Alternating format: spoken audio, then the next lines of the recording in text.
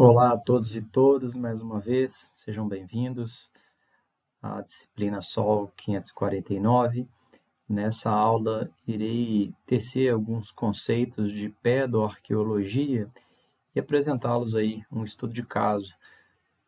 Portanto, a partir de agora, nossos últimos encontros virtuais, eu vou tentar aqui me debruçar sobre alguns estudos de caso e a gente conseguir, na medida do possível, aplicar o conteúdo teórico que a gente viu até então de uma forma prática, né?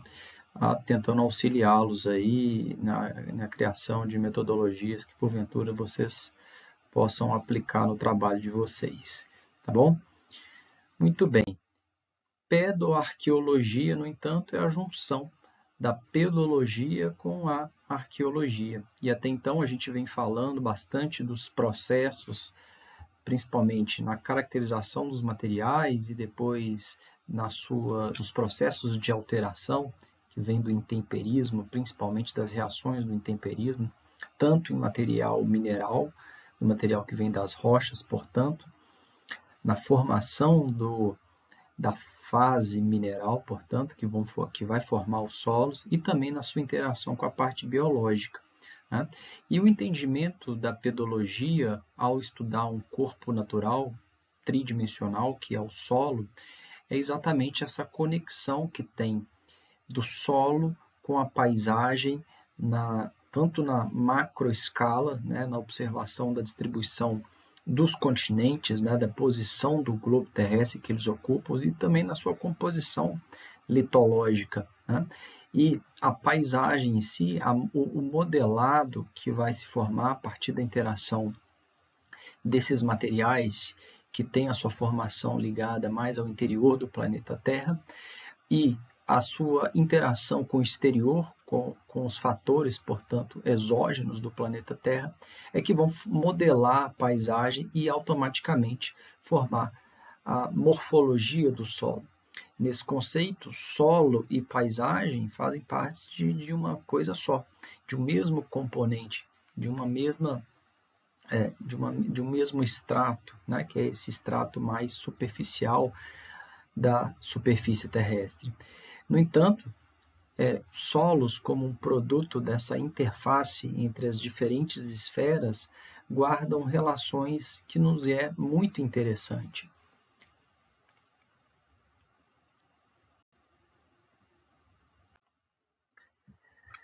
Interessante perceber que, se a gente vê as diferentes frentes de observação que usam o solo, que tem o solo como meio de abordagem, a gente pode perguntar ao geólogo e ele simplesmente vai falar que o solo é produto do desgaste das rochas, né? Se a gente perguntar ao próprio arqueólogo, ele vai dizer que solo é simplesmente o material no qual os seus artefatos de interesse está envolto, né? Por outro lado, se a gente perguntar a um engenheiro civil, solo para ele é simplesmente um material no qual ele vai fundiar os seus projetos de edificações, né?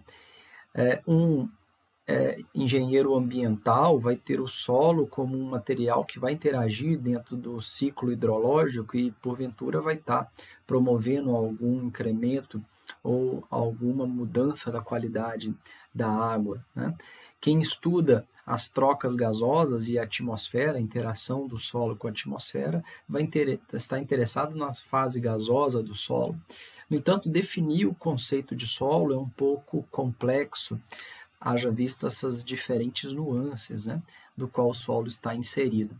Então, é muito interessante da gente tentar, na medida do possível, conceber o que é solo a partir das suas funções e, obviamente, não ficar preso em um conceito só, né?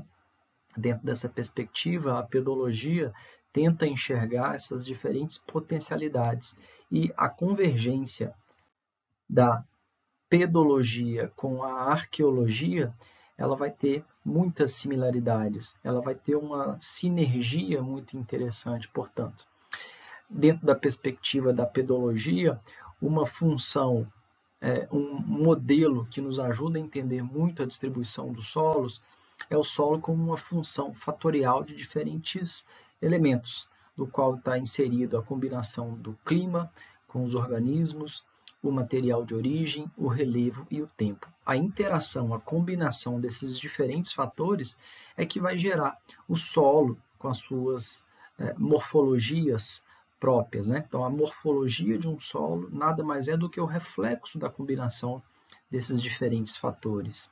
No entanto, quando a gente observa que a pedoarqueologia ela envolve também a modificação e os processos decorridos a partir da interação com atividade humana, é preciso da gente dar uma intensidade, um detalhamento maior do fator homem. Então, inserir o fator homem dentro dessa função, né, dependente desses diferentes fatores.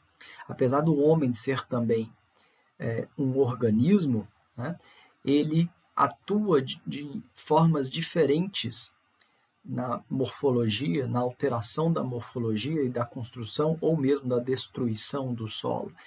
Então, a pedoarqueologia é aquela ciência capaz de interagir o homem dentro desse arcabouço de fatores, né?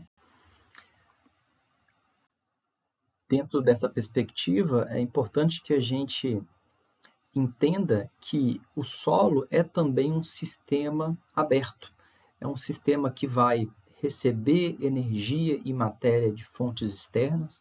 Ao mesmo tempo, ele pode perder parte dessa matéria na forma de erosão, de lixiviação, né, à medida que ele vai sendo intemperizado, na forma de oxidação da matéria orgânica. Tudo são processos de perda.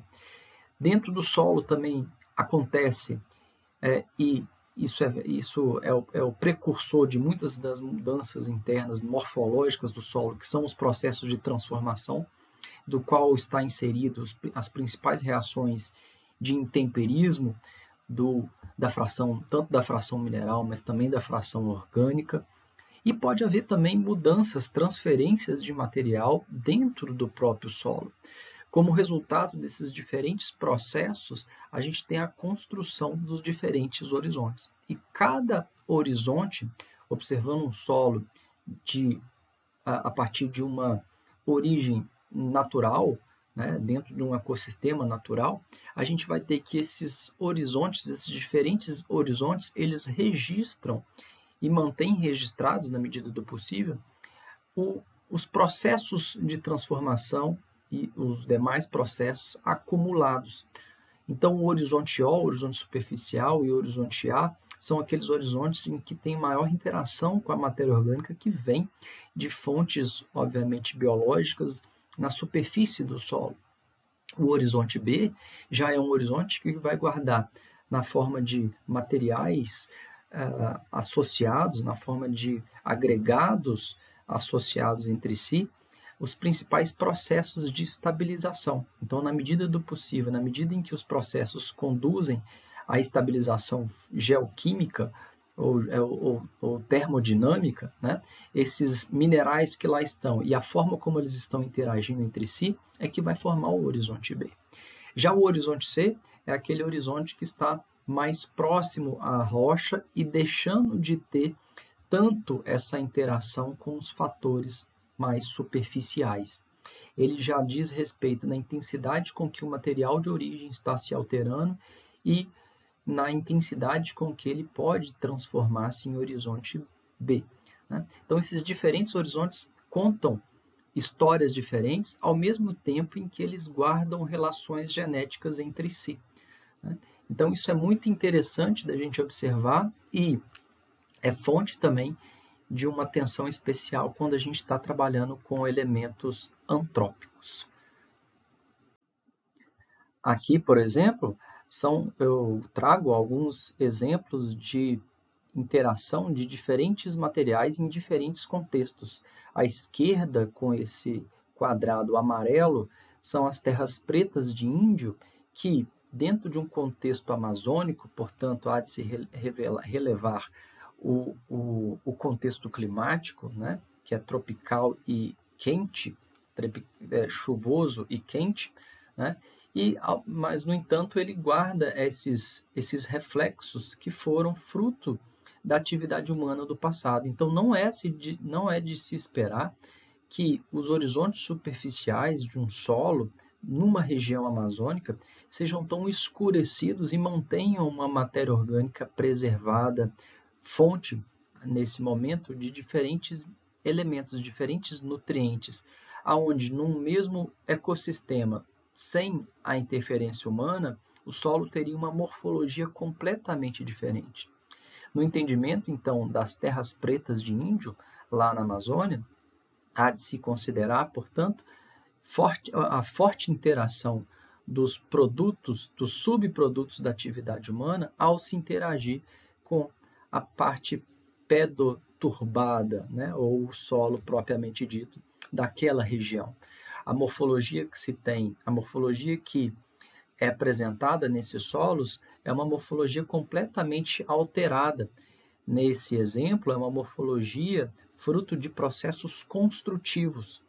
Construtivos porque, diferente de outros processos que vão promover a degradação do solo, nesse caso, a atividade humana ela fica impressa na morfologia do solo na forma de uma construção, de uma estrutura física, associado também a uma química mais preservada, que é fruto direto das atividades humanas. Nesse caso, todas elas positivas, uma estrutura física do qual a água tem maior facilidade de penetrar o solo, de infiltrar no solo, uma disponibilidade química diferente de outras regiões da Amazônia que não tem essa influência humana, né? Então, são exemplos onde a atividade humana eles interferem positivamente ao solo.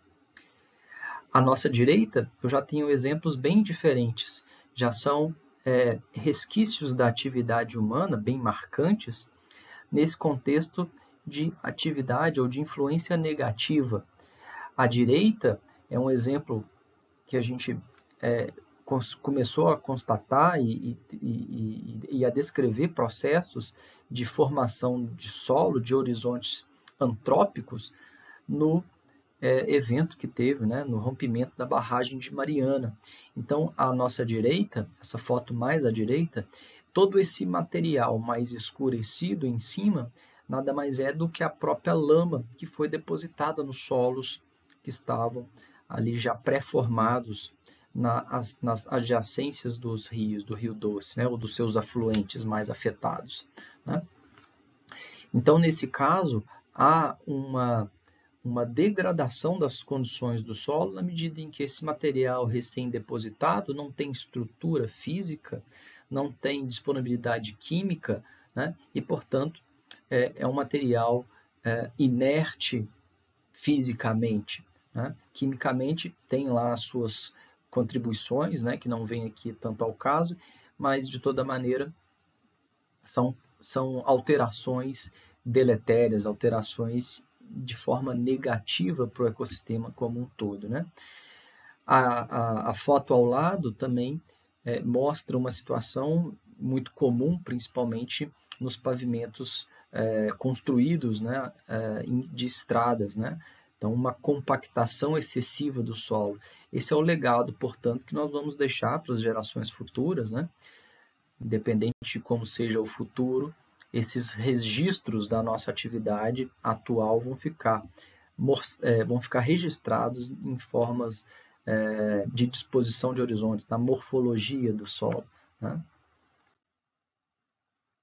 A pedologia e a arqueologia, portanto, elas tendem e existe uma potencialidade das duas frentes, tanto das geociências quanto das ciências humanas associadas, no caso aqui da arqueologia, na medida em que a pedologia tem capacidade de informar ao arqueólogo, àqueles que têm interesse na arqueologia, não só a fonte dos seus artefatos, né, e a fonte primária da informação, mas tem a capacidade de informar todo o contexto climático, biológico e dos processos de formação dos solos em que esteve associado aquele momento de ocupação, aquele momento de atividade, né? Então, a pedologia, como uma legítima geociência, ela tem a capacidade de registrar e de manter as informações, né? E as diferentes ferramentas contidas na pedologia podem suscitar informações de diferentes naturezas, sejam elas geológicas, geomorfológicas, químicas, biológicas, né? E climáticas também, né? Portanto, há uma sinergia e um ganho muito grande para ambas as ciências, né? Nesse trabalho, que foi realizado em Quatipuru, ao norte do Pará, do estado do Pará, é muito interessante da gente observar que esse sítio arqueológico, um sambaqui, é um típico sambaqui, que são terras, que são solos antrópicos formados nas regiões costeiras do Brasil. Nesse caso em específico, o primeiro trabalho que foi realizado à luz da pedologia, obviamente que já tinha muita informação, principalmente de trabalhos anteriores da década de 80, da década de 70, em que se debruçaram em estudar principalmente os artefatos, no entanto, deixando de lado a influência do meio, né, e a decodificação do meio do paleoambiente no momento da ocupação, das diferentes fases de ocupação.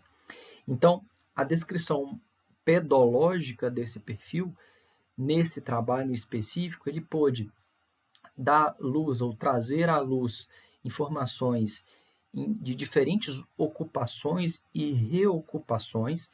Na morfologia do solo, isso fica retratado na forma de descontinuidades de horizontes, né? Então, onde vocês verem aqui os horizontes, que começa com o horizonte A, e logo a partir do terceiro, do quarto horizonte, ele já recebe o prefixo 2, e lá embaixo o prefixo 3, essas mudanças, portanto, elas marcam diferentes ocupações, estágios de ocupações. Então, o A 2A e o 3A, eles são momentos diferentes que marcam, portanto, uma descontinuidade na construção do perfil do solo.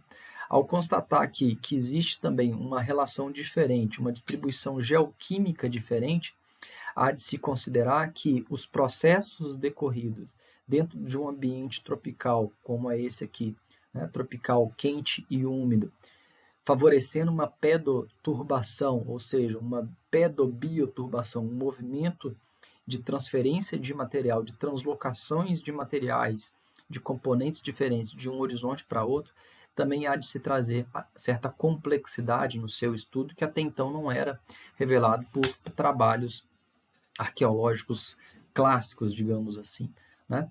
Então, o que chama atenção aqui nos seus diferentes horizontes são datações que marcam descontinuidades de ocupação, componentes químicos que deixam uma assinatura humana muito importante, principalmente na quantidade de fósforo e de cálcio. O fósforo, por sua vez, numa estabilização com o cálcio, que decorre, portanto, da fonte primária daqueles materiais de origem mineral que, obviamente, foram usados para edificar esse perfil, que nesse caso são tipicamente conchas, né, de moluscos e ossos, né, mas principalmente moluscos, portanto, o fósforo interagindo numa reação de estabilização junto do cálcio, né?